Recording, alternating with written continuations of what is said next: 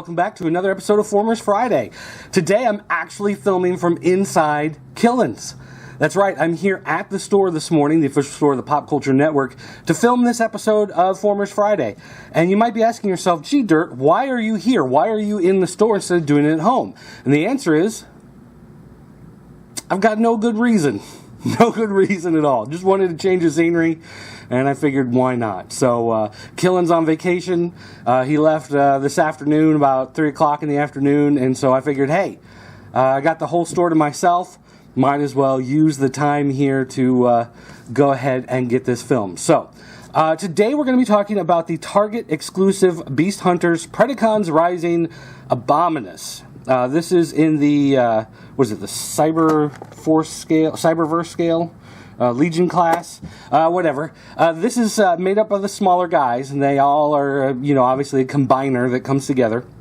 And I will be completely honest, I have not kept up with the Beast Hunters cartoon, so I don't know how this reflects on how it appears in the show, if it even does appear in the show. I would assume it does. I mean, it gives them an excuse to make the toys. But one of the things, there are two reasons, mainly, why I wanted to review this. One, it was on clearance at Target, and who am I to pass up a deal? I mean, let's face it, I'm cheap, and that really helps. But also, while I was looking at toys, I noticed that, obviously this is a combiner made out of all these little robots that come together, and I noticed that several of these had been released as individual figures, and I wondered if these original figures are compatible. Are they 100% the same with what's inside the box? And that to me is interesting. I'd like to know if you bought all of these singly, if you found them out there, could you actually build Abominus? Did they release them all singly? I don't know. But here they are. And the first thing that pops out to me, I've got two of these that I'm going to check, Wind Razor and Twin Strike. But the first thing that I notice is that Twin Strike, as an individual toy, is actually different from the Twin Strike that they have inside the box. I'm going to flip it around here real quick. The Twin Strike that they sell here singly appears to be Ripper Snapper, the arm. Twin Strike is the guy in the middle. Ripper Snapper is the arm over here. And this sure, to my eyes, looks like that's a Ripper Snapper, not a Twin Strike. So, are they compatible? I don't know. That kind of muddies the water a little bit more. But let's take a quick look at the box. It's got that, overall Beast Hunters Predacons Rising look to it, where you've got that Beast logo up at the top, the Transformers, of course, the show logo, and then this artwork. This artwork is awesome. I don't know if that's how he looks in the show, but that is awesome. And then on the back, it gives you the breakdown of all the individual characters that form this guy. You can see how they all kind of merge together in order to make this giant monster Abominus. One thing that I did notice that I kind of like that they did is they actually have a link for IDW with one of those smart QR barcodes. You can scan and go to the website that of the comic book company that makes the Transformers comics, and I highly endorse the comics. They just did a whole Dark Cybertron storyline. If you haven't read that, start there and go on from that point. It is fantastic. But, okay. We are going to go ahead. Normally, because I've got the photo tent kind of blocking what you're seeing, I can do these quick edits so you can see what it is. In this one, you can kind of just see that the box is sitting here on the counter. But regardless, we are still going to use the power of video editing to take this guy out of the box and see what he looks like. Okay, now we've gotten him out of the package, and I'm using the piece of the box here as an actual backdrop, so this kind of looks a little better. But you can see that here as a combiner, one of the problems that combiners face a lot of times is they do look like a jumble of parts, because that's technically what they are. You're taking a bunch of different stuff and you're sticking them together. And whether or not you're fine with that overall look of how everything's kind of mixed together is going to be, really a matter of taste. That's up to you. Here, I'm going to throw something down here to prop this up a little bit. I think with something like Devastator, the Constructicons, because the Constructicons are more rectangular shaped overall and more bulky, that it works better putting them into some sort of robot mode. What they've done here is, because you've got these creatures, these dinosaurs or whatever, they're trying to use some of the dinosaur parts to take place of what you would have in something like Devastator, where you have hands that have to attach, and you have heads that have to attach, and all those different things that have to attach. This is made by just sticking the figures together, which makes it easier to take care of, easier to see how they piece together, because you're not dealing with a lot of outside parts. But at the same time, you know, his hand on one side is kind of these heads and claws, making a big grippy hand, and the hand on the other side is just the jaw of this little mouth here, like that's supposed to be his hand. So I don't think the look of it overall is that fantastic. There's obviously balance issues from this one being out so far this way, and this one, you know, not being as big. So it doesn't quite piece together as well as what I would like as an overall, you know, look for the combiners. But it does have some nice aesthetics, strictly speaking, with the idea of how you are mixing the colors together. I like how there is, you know, the variety of colors from the different characters coming together, and they do all have that same kind of look to them of being the robotic predators, where they've got these kind of like razorback lines. It's kind of a theme that runs through most of these characters at one place or another, which kind of, you know, leads to an overall connected look. But some of the things that really kind of bug me is that you're taking this guy in the middle, and you're throwing his hands straight up, and then you're attaching these other guys coming down. Oh, and I'm going to knock everything over. Sorry about that. And what that leads to is you have these obvious hands just kind of stuck up in the air. You've got this guy just kind of looking like he's going, "Yay! Go!" for all you World Cup fans. And then the other guys are just kind of hanging around. It's like there's just these guys hanging off his arms. I mean, the guy in the middle is basically being used as the skeleton to put everything together. I kind of wish they did the old Devastator thing, where you had one guy on top was the top part of the body, and the other guy was the bottom part of the body, so the body became bulkier, because this really does look like it's just this one dude with a bunch of other guys hanging on to him. I don't know if this backdrop's going to work, but all right. Now, as far as these other two guys go, Wind Razor and Twin Strike, which you can see, they are the arms. These are the two guys on the arms. So I'm going to take a moment here to rip open these packages and see if we can't attach those on in their place to make them different. While I'm doing that, I want to point out that the box with all of these guys, with Abominus in it, actually came with multiple weapons. Now, the weapons you've seen in a lot of the other Legion class characters, there's a gun with some sort of bayonet on it. Hold it down here so you can see it.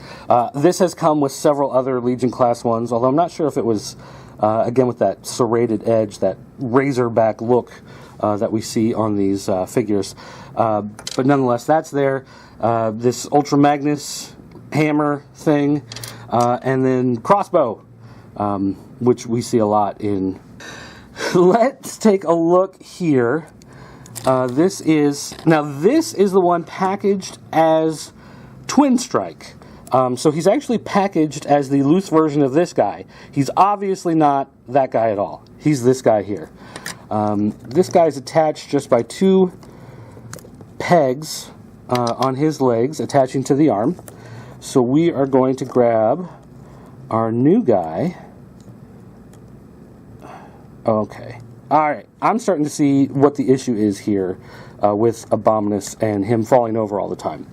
I'm currently using some DVDs sitting here at the store as my platform, so that you can see Monster-in-Law. Great movie, huh?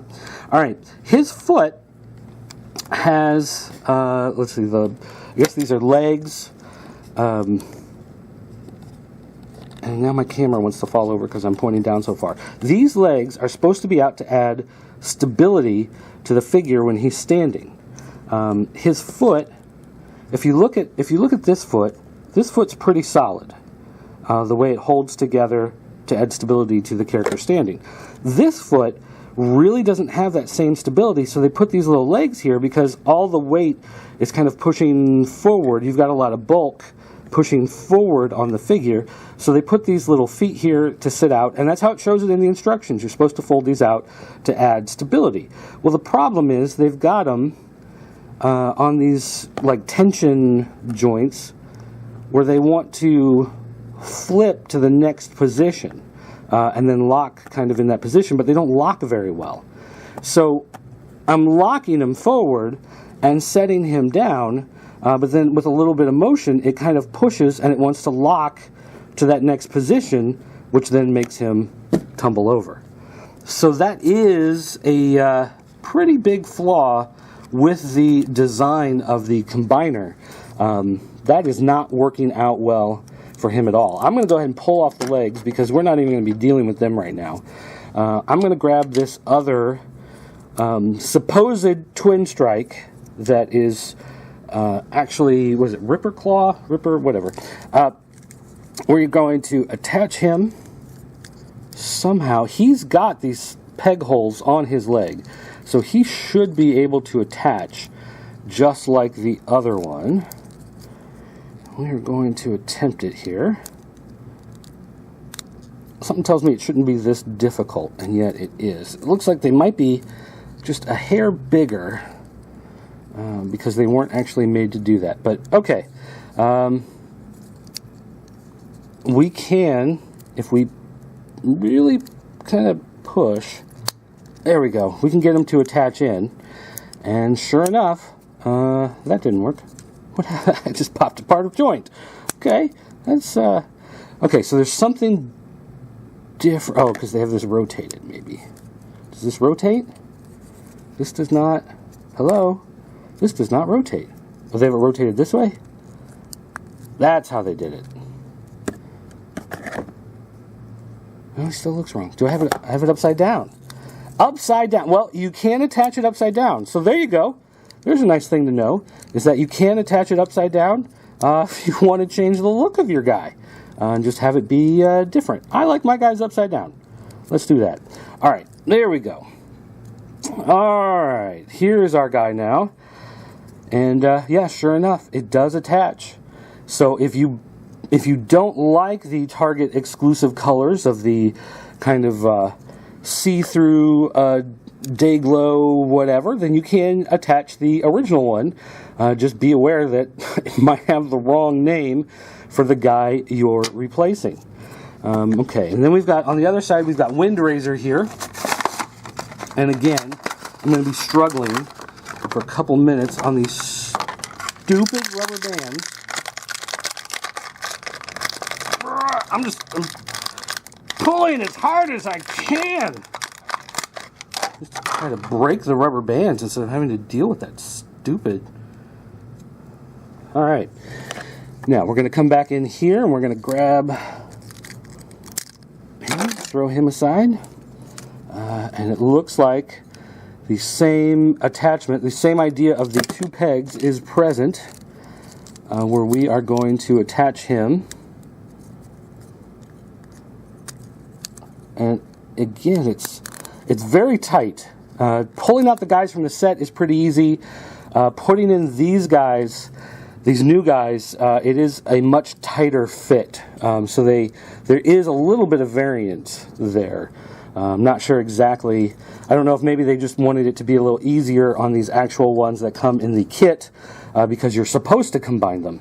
But there you go. So I'm not sure if the other two dudes, if these legs, or if even the actual twin strike here in the middle, if those have been released singly. But if they have, then you are able to combine those loose guys on. So that is nice that you can do that. Okay.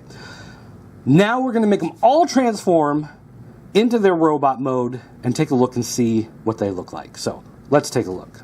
A little bit of house cleaning here before we move on to the robot mode. The weapons do combine, although there is an issue. All right, now We have the hammers, the crossbows, and the knives here, and they all combine into this big staff that apparently he can carry in his hand. The one problem is it's very loose right here where the two hammers are supposed to come together. This is supposed to sit right in there, and as you can see, it is very loose and wobbly and shaky, and it doesn't fit in there very well. It falls apart very easily. If you take out one of the hammers and just attach it like this, then it actually holds better. Of course, I just knocked it all apart. Okay. If you take out one of the hammers and just put it like this, that actually holds together pretty well. But you still have this other piece that just doesn't quite fit. I guess you can do side by side here, connect it that way, and that would be strong enough to hold it together. But just setting it on top in that hole is just too big. So, who knew? All right, here's the other thing. When we looked at the back of the box, and I said, well, that's weird. They've got a loose character they're calling Twin Strike, but according to the box, he's actually Ripper Snapper. As it turns out, the names on the back of the box are wrong. Actually, a number of them. Let's go through this real quick. And also, if you're watching this on YouTube, look at the comments, and if anyone says, the names don't match because the names in the box are wrong, then go downvote that comment, because obviously they're typing before they're watching the whole video. We're getting to it now. The names are wrong. We know. All right. Right here, this is the guy they called Twin Strike on the box. That is actually Hungar. So, why they had him with the wrong name on the box? I don't know. But sure enough, that's who that is. And in his robot mode, this one actually looks pretty good. I like the look of this one in robot mode. I think he's got an overall, the only thing that's kind of funky on him is the feet, which are the dragon heads, lizard heads, whatever become his feet, which looks a little weird. But otherwise, I like him. One of the things that they do on him is they have his claws flip up to kind of get him out of the way. And it kind of becomes, almost like Batman's little gauntlets that are stuck on the side. But I like the idea that because they flip down, you could, when playing, because we play with our toys, that you can flip it down and say that it's like a weapon that he always has at the ready. Whatcha, Wolverine! So, anyway, I kind of like that idea. Alright, now, the guy that they called Ripper Snapper, who is this guy, no, that's not that guy. This guy, who is Ripper Snapper, is actually Twin Strike.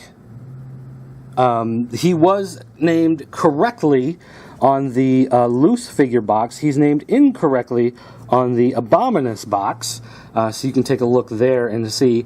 Again, it's the same figure between the two, just with a new deco in being with this box set. And his, my only thing against him really is that he's got these extra legs that stick on the back that really have no place to go. So you're just kind of stuck with these things sticking out back there. And of course his hands are dragon mouths, which is kind of funky and makes it kind of difficult for him to, interact with different things. He can pretty much hold his weapon or any of the Legion class weapons, but that's about it because of that funky look to him. And I don't know, it just kind of makes his arms look like a flamenco dancer. Just kind of weird how they do that, but oh well. Nonetheless, he's all right. All right, so this is the guy listed as Hungar on the box, which I'm sure everybody was freaking out about that one as well, because obviously I can't get him to stand up. He's got these really weird feet. If you take a look at those feet, they're almost like high heel shoes, like he's wearing these weird platform ladies' shoes for some reason, and I'm not sure why, but Wind Razor is a little hard to balance because he's got the big wings sticking in the back, and then he's got these weird shoe fetish thing going on. And again, he is the same loose or in the box set, just with a different deco. But Wind Razor, overall, except for the balance issues having to deal with those wings, I wish there was a better way to kind of tuck the wings around back of the figure instead of just having him off on the side like that. I think it'd look nicer if they could actually kind of flip around behind his body. But otherwise, I think he's a pretty good looking little guy.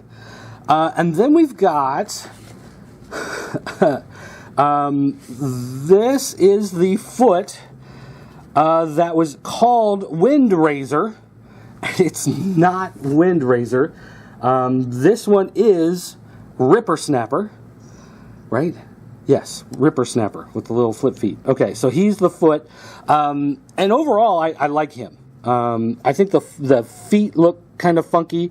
They're big and thick from the way that he transforms, but otherwise, I think his look overall is pretty good. I think he's okay. Of course, they just named him wrong on the box for whatever reason. And then we've got Blight, who I think is the only guy that they named correctly on the box. Blight, for whatever reason, escaped the same shame and scorn as the rest of the guys in this box set. And his look is fine. My only complaint really is with the way his arm is here. It like sticks out really far. And you've got this weird joint thing going on where the arms are just kind of weird looking, way out there off to the side. But overall, I think he looks fine, and he's a good-looking little robot dude. So, overall, the robot modes are pretty good. Because it's Legion class, they have to, kind of stick things a certain way because they're tiny to make them fit and make them so they won't fall apart, they won't break, which I understand. These are the cheaper ones geared a little more towards kids, so they have to be a little more sturdy. So now let's go ahead and hop back in and take a look at what they actually look like in their robot modes, in their beast modes, I guess is what they're called. The beast modes, the alt modes for these guys. So let's take a look. All right, first up, we're looking back at Blight, and this is in his alt mode, his beast mode here, and he actually looks pretty decent. He's kind of this funky looking powerful robot lizard thing. The only weird thing is that his fists just kind of fold back into his arm and just kind of stick out and become part of the leg, and they don't really add stability because they don't actually touch the ground. They're just kind of sitting back there.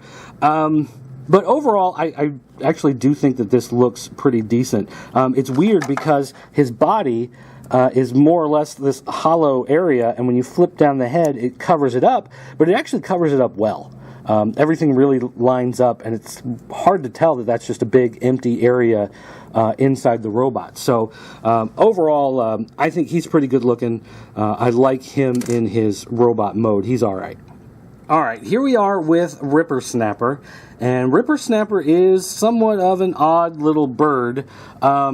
He does, when he transforms, he kind of looks like Godzilla from the 98 movie with Matthew Broderick. Kind of has that look to him, which is a little odd.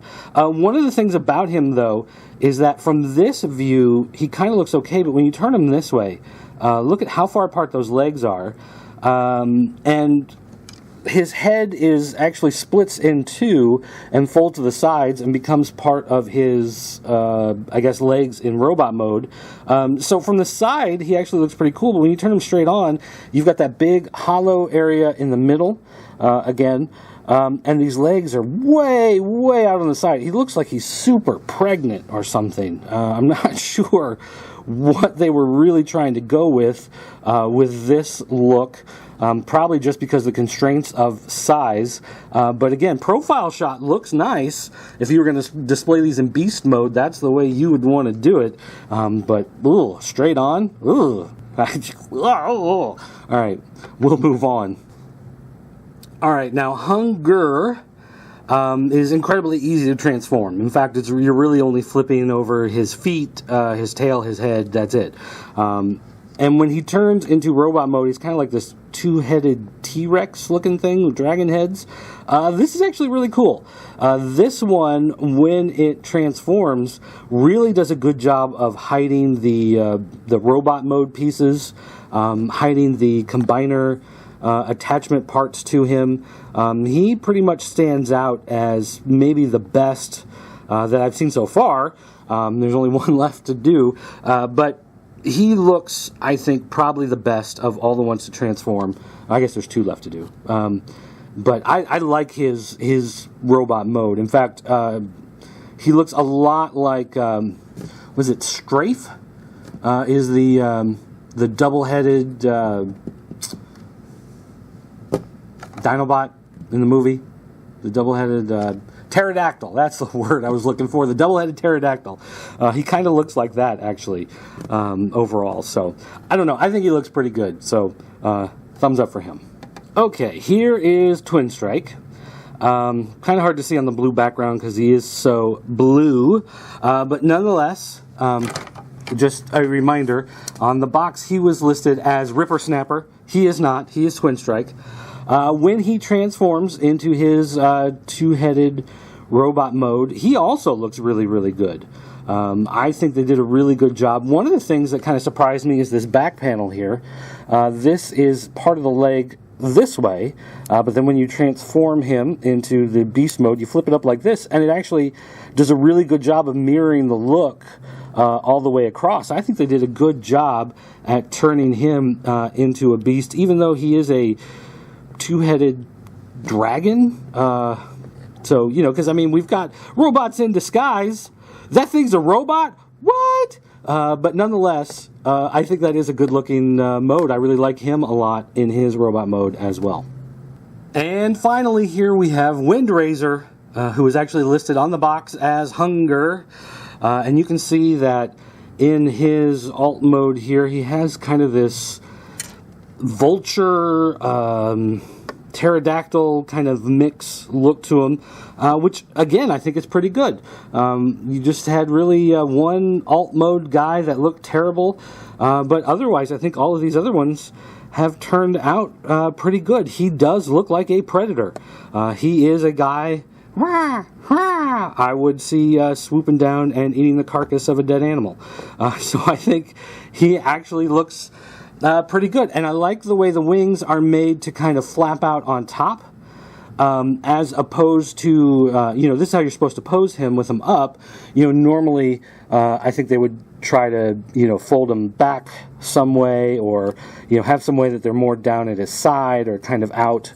You know, the way they do it, oh, popped his arm off. The way they do it is kind of like a bat thing, where they have these bat wings that kind of stick out, but this is more of kind of hovering over, like he's gliding in for the kill to get at that carcass. I really like the way that they managed to put that together, although that will hurt the overall posability in beast mode.